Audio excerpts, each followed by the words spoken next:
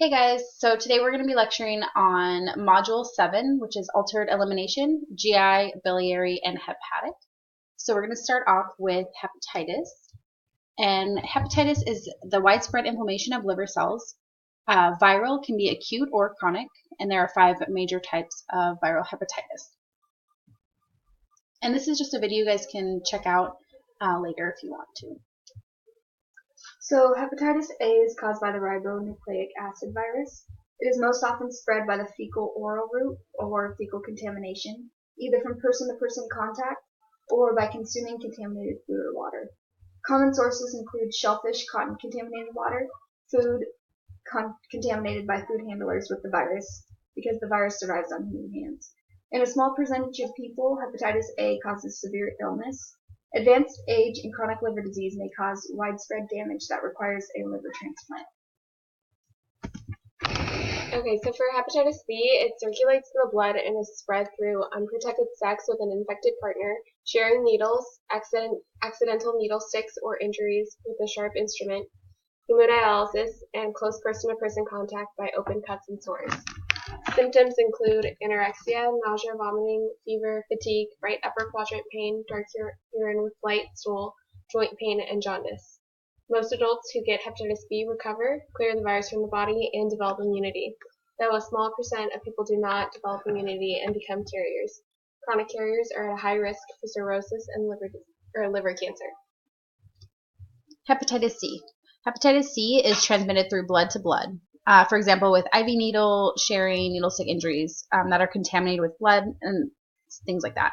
The average incubation period is 7 weeks. And in that 7 weeks, most people are asymptomatic and completely unaware they've been infected until months or years later. And then it's detected with laboratory evaluation. Hepatitis C does its damage over decades, causing chronic inflammation and scarring, which leads to cirrhosis. So hepatitis D only occurs in those already infected with hepatitis B. It's caused by a defective RNA virus that needs the hepatitis B virus to cause viral replication. It occurs primarily in IV drug users. Hepatitis E is a waterborne infection caused by fecal contamination. In the U.S., it's usually only found in international travelers. It's transmitted through the fecal-oral route and its course resembles hepatitis A. For diagnosis and treatment, it's usually confirmed by acute elevations in levels of liver enzymes or liver biopsy. Treatment in acute hepatitis is aimed at rest, which is an essential intervention to reduce the liver's metabolic demands and increase blood supply. The diet should be high in carbohydrates and calories with moderate amounts of fat and protein. And medication is used in the treatment of chronic hepatitis, including antivirals and immunomodulating drugs. So here are some questions you guys can go over and review. Okay, so pancreatitis is an inflammation of the pancreas. Inflammation develops when digestive enzymes start to digest the pancreas itself, and there are 2 types, acute and chronic. Inflammation and fibrosis of pancreatic tissue cause pancreatic insufficiency and diminished function. So what causes it? Obstruction that leads to digestive enzymes being prematurely activated while still in the pancreas. These enzymes destroy pancreatic cells and ductal tissue, which is autodigestion. This leads to fibrosis when the organ tries to repair itself. This causes organ dysfunction. It's related to alcohol use, gallstones, blunt abdominal trauma, infection, drug use, and surgery trauma. Some complications include pancreatic infection, which can lead to septic shock, necrotizing hemorrhagic pancreatitis, acute kidney failure, paralytic ileus, hypovolemic shock, pleural effusions, acute respiratory distress syndrome, atelectasis, pneumonia, multi-organ system failure, DIC, and diabetes mellitus type 2. How is it diagnosed? Some signs and symptoms are here. You guys can take a look. Some include anorexia, nausea, vomiting, pain, when lying supine, jaundice, and Cullen's and Gray-Turner sign.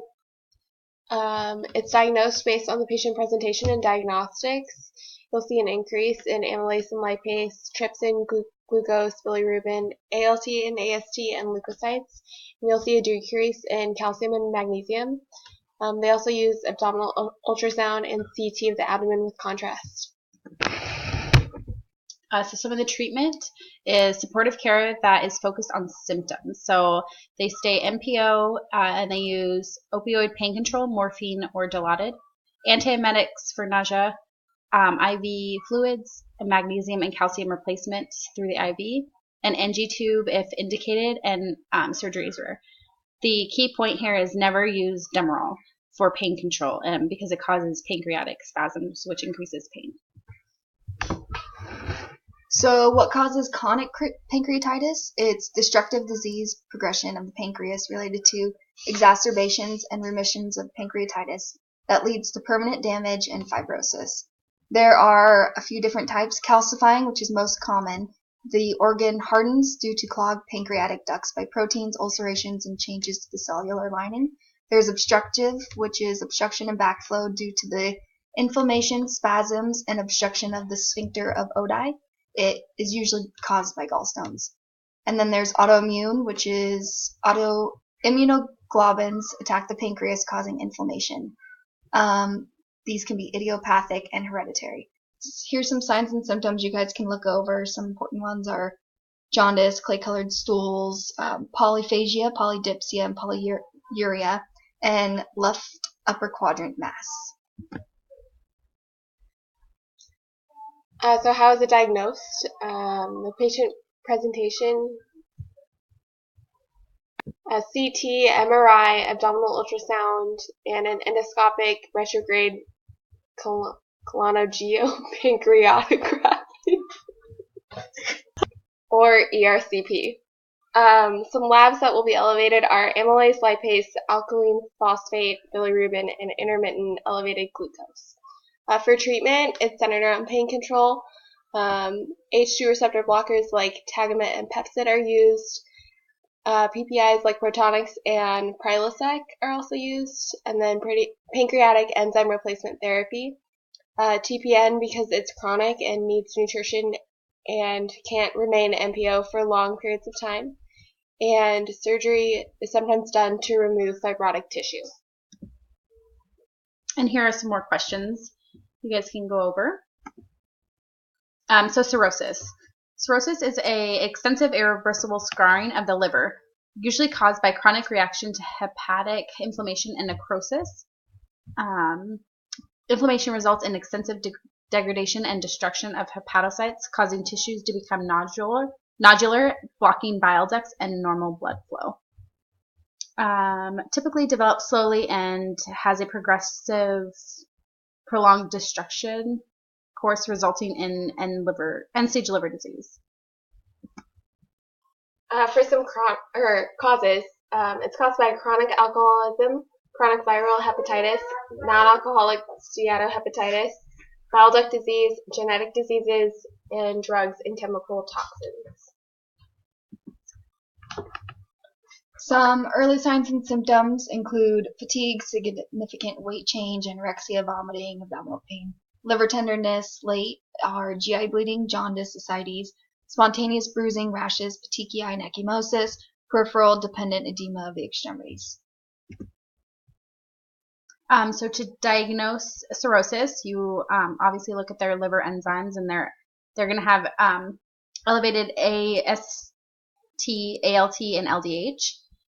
Their elevated total serum bilirubin, decreased total serum protein and albumin levels, prolonged PT, decreased platelets, and then some diagnostic testing would be an X-ray of the abdomen, CT, MRI, ultrasound of the liver, and an EGD. So there are some complications that are associated with cirrhosis. The first is portal hypertension, which is a persistent increase in pressure within the portal vein. And then there's esophageal varices, which lead to extensive bleeding that can become life-threatening, and it causes severe blood loss, which can result in shock.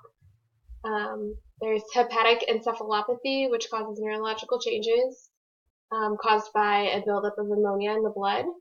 And then biliary obstruction, which decreases the production of bile and prevents the absorption of vitamin K, causing insufficient clotting factors. leading to bleeding and bruising.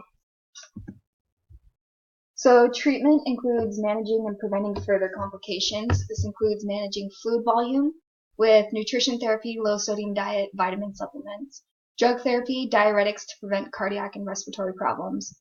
You want to make sure you measure the patient's INOs, daily weights, and abdominal girth, and if needed, the doctor can perform a paracentesis. We want to prevent or manage bleeding, screen for esophageal varices, use drug therapy like beta blockers, vasoconstrictors, antibiotics to prevent infection, and endoscopic therapy to ligate bleeding veins.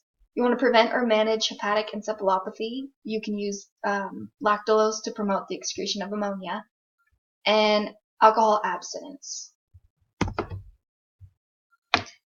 So end-stage liver disease is when patients with liver or hepatic failure who have symptoms of decomposition that is generally irreversible with medical management other than a transplant. The liver is damaged beyond repair and the liver can no longer function.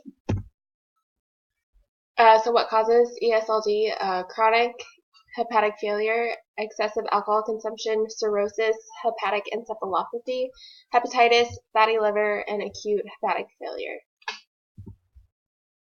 Some signs and symptoms are very similar to the other liver complications, including dark urine, clay-colored stools, intense pruritus or itching, fatigue, jaundice, they bleed easily, and may have ascites. So how to diagnose? You're going to want to look at their liver study, like labs, same as all the other ones, so you can look over those. And then diagnostic test, they can do a liver biopsy, a CT scan, or an abdominal x-ray. For treatment, if acute liver failure is treated early enough, then the effects may be reversible. Long-term damage that is a result of chronic liver failure, the treatment goal is to preserve the function of as much of the liver as possible. When it's not possible, a liver transplant is the only option. When a patient is admitted to the hospital, the goal is to treat symptomatically by treating dehydration, supplemental nutrition, and using drug therapy cautiously. Liver transplantation has become a common procedure worldwide. Candidates for liver transplantation are patients who have not responded to conventional medical or surgical intervention for end-stage liver disease or acute failure. Some people who are not candidates include people with severe cardiovascular instability with advanced cardiac disease, severe respiratory disease, metastatic tumors, inability to follow instructions regarding drug therapy. Transplantation considerations. The liver donors are obtained primarily from trauma victims who have not had liver damage. They are distributed through a nationwide program, the United Network of Organ Sharing, or UNOS. This system distributes donor livers based on regional considerations and patient acuity. Candidates with the highest level of acuity receive highest priority. The donated liver is transported to the surgery center in a solution that preserves the organ for up to 8 hours. Some transplantation complications. So two of the most common complications are acute graft rejection, and this occurs at the 4th to 10th day post-op, and then infection is another one, which can occur anytime during recovery. So you want to monitor manifestations of rejection, which can include tachycardia, fever, right upper quadrant or flank pain, decreased bile pigment and volume, or increasing jaundice. So some lab findings include elevated serum bilirubin, rising ALT/AST levels, elevated alkaline phosphatase levels, and increased PT and INR. For some nursing actions, you want to monitor the temperature frequently per hospital protocol and report elevations, increased abdominal pain, distension, and rigidity, which are indicators of peritonitis. Monitor for change in neurological status that could indicate encephalopathy from a non-functioning liver. You want to report signs of clotting problems, so ecchymosis or petechiae, to the surgeon immediately, which may indicate impaired function of the transplanted liver. Preventions, you want to do prophylaxis with immunosuppressant agents, cyclosporin A, and antibiotic prophylaxis and vaccinations. So that concludes our lecture. Thanks for listening, and we hope you guys learned a lot. Thanks, guys.